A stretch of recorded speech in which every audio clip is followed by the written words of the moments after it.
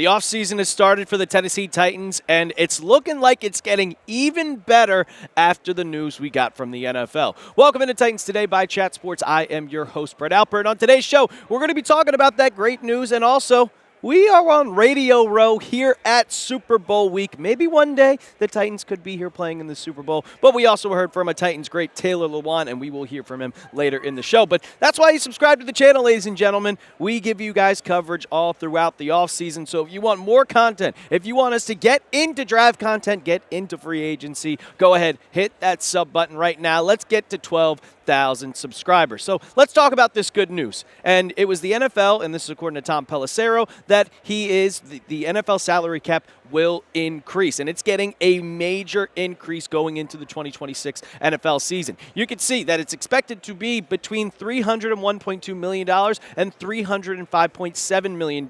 And to put that into perspective, that's an increase of 7.88% to 9%. That's how big of a jump it's going to be. 7% and 9% is an incredible increase. And if we want to talk about just how much to put in perspective, in 2022, the salary cap was nearly $100 million less. $100 million left. So it keeps growing and growing and growing. And what does that mean for the Tennessee Titans? Well, they have more money to spend on players. Let's go all the way back to 2013 and just look at the salary cap increases per year. In 2013, back when I was only 15 years old, $123 million. And then you could see it climbing all the way. In 2021, it was 182. You had a huge, you went down after COVID, but then you could see that massive jump in 2022 to $208 million. And then in 23, it goes up. 24, it goes up. 25, it went up $24 million. And then in 2026, it's going up a projected almost $30 million. So the question is, well, how does this exactly impact the Titans going into the offseason? How is it going to help them? Well, because the Tennessee Titans, they got a ton of money to spend going into this offseason. They are number one in cap space with $99 million. They almost have $100 million to spend. And now it's going to increase. It's going to go up over $100 million. And you can see those offensive needs: edge, wide receiver, running back, interior offensive lineman, cornerback. They need a lot to try to rebuild this team and get them back into winning form. And with all that money, we saw with teams with tons of money before. The New England Patriots, they had over $100 million in cap space. They went from worst to first. They went from 4 wins. Well, the Titans had 3 wins. And if you can spend money and get a lot of players, that could just boost your winning percentage over and over, just getting a better team. And the Titans are actually, surprisingly to most, they're a very attractive destination. There's 3 reasons why that I think it's an attractive destination. Obviously, you have all the cap space, so people are going to look at that and be like, ooh, I can get paid. You have the franchise quarterback in Cam Ward. I know a lot of head coaches wanted to play with Cam Ward. They wanted to coach Cam Ward. That's why the Titans were one of the finalists to get John Harbaugh. Ultimately, he chose the New York Giants. But also, you have a good coaching staff building. You got Robert Saleh. You have a good offensive coordinator in Brian Dable. Gus Bradley is going to be your defensive coordinator. This coaching staff is coming together, making this an attractive destination for most. And we spoke to Taylor Lewan at Super Bowl opening night, and he talked about the offseason and just the future of the Tennessee Titans. As a Titan legend yourself, what do you think about the hiring of Robert Saleh? I think it's fantastic. Robert not only has a physical build of a Greek god, he also commands an entire defense like that. I think he's been on record saying that at the Jets, the big mistake that he thought he made was not calling plays on defense. You see with the 49ers this past year how many injuries they sustained, losing Nick Bosa, losing Fred Warner, a handful of guys over and over, and still, like, even though their sack productivity wasn't very high, from a complete total defensive standpoint, they did great. Shows he knows how to adapt and overcome when the star players are out and play the best abilities of the guy on the field. That fires me up in the hire of Brian Dable as well. So now you have 2 head coaches that are anchoring the defense and the offense. You fill a couple holes for the Titans, man. They could be really good in a hurry.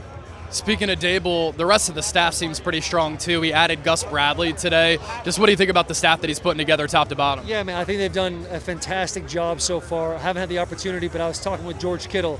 I just saying, hey, what's Rob like as a guy? Apparently, guy's guy, loves the players. Players love him. He's intense.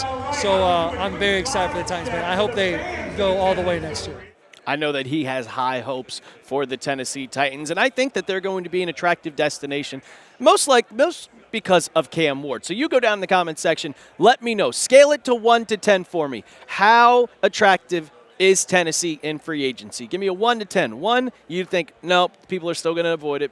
Or 10, that, hey, the number one free agent is coming to the Titans. We're going to get into kind of the one player that might not be leaving Tennessee because of two options, the salary cap increasing and also a certain coach coming to the Titans. But before we go and do that, I got to tell you about our sponsor of today's show, and that is Prize Picks. The big game is almost here, 2 days away, people, and there's no better way to cash in during America's biggest sporting event than Prize Picks, where it always feels good to be right. And since the big game is right around the corner, that also means it's your last chance to get into football action before next season. So close the season out right with Prize Picks by getting $50 instantly in lineups when you play your first $5. Prize Picks is simple to play. Just pick more or less than 2 to 6 player stat projections, and if you get your picks right, you can cash in. With the big game being 2 days away, I made a 4-pick power play, and I'm going with the more on Drake May. All he needs to do is throw 1 passing touchdown. Jackson Smith and Jigba, I like the more on his receiving yards. I mean, he has had like 172 in his last 2 games in the postseason. Sam Darnold, give me the more on that one. I think it's going to be a high-scoring game with 2 touchdowns. And then also Stephon Diggs being that leading receiver for Drake May. I think he's going to go more,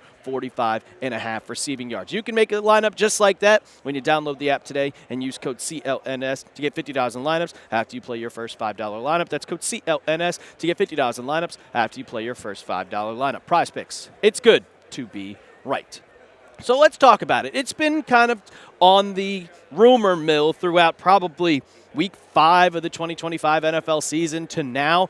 Has Calvin Ridley played his last snap as a Titan? And it's been rumored nonstop that he is going to be a cap casualty and they're just going to move on from him because honestly he hasn't played the best. We saw from ESPN's Turron Davenport in an article saying what is the top priority going to be for the Titans this offseason. And you could see, of course, adding a playmaking wide receiver. You already have Elic, Ayomanor, and Chimere Dike as the top returning receivers for Cam Ward. But this is the part. Calvin Ridley will likely be a cap casualty. Ward needs a go-to guy who can beat one-on-one coverage in the clutch. And Calvin Ridley just didn't have a good 2025. Granted, he did snap his fibula and was out for the rest of the season halfway through after coming back from a hamstring injury, but I was kind of having really high hopes for him. We saw in the preseason that him and Cam Ward were connecting, but once you got to the regular season, this is nothing to sneeze at. 17 catches, 303 yards, 17.8 average. Yards per catch is really good, but you're only making 17 grabs and 300 yards. It was not good whatsoever. But with the new hiring, this could be a big reason for Calvin Ridley to stay with the Titans because he's getting back someone where in college he worked with. And you saw back a couple weeks ago, or this was last week or 2 weeks ago now, that the Titans hired Brian Daboll as offensive coordinator. But why does this matter for Calvin Ridley? Well, Brian Daboll was the offensive coordinator of Alabama back in 2017, and Calvin Ridley was the Crimson Tide's top wide receiver. And when they worked together, that was incredible. 63 catches, 967 yards, 5 touchdowns, and that average of 15.3. I think that if you get Calvin Ridley back in that mindset, back in that kind of resurgence with a guy that he already knows and the system that he plays with, I think Brian Daboll could be a big boost for Calvin Ridley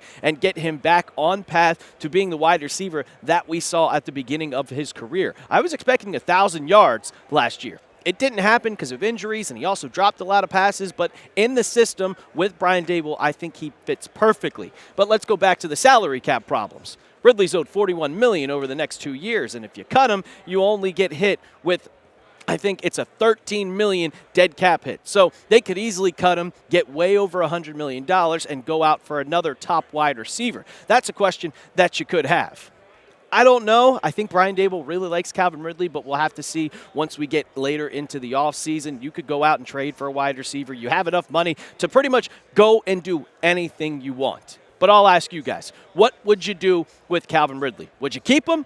Would you cut him? Would you give him one more opportunity, especially with a coach, with an offensive coordinator that he knows? You let me know down in the comment section. Type your C's for cut, or if you want to keep Calvin Ridley for the 2026 season, go ahead down and type your case. While you're down there, also hit that sub button. We're keeping you coverage all throughout the offseason. We're going to be doing free agent targets. We're going to be doing mock drafts. And then, of course, we got you covered with the NFL draft. So go hit that sub button right now. And as always, tighten up.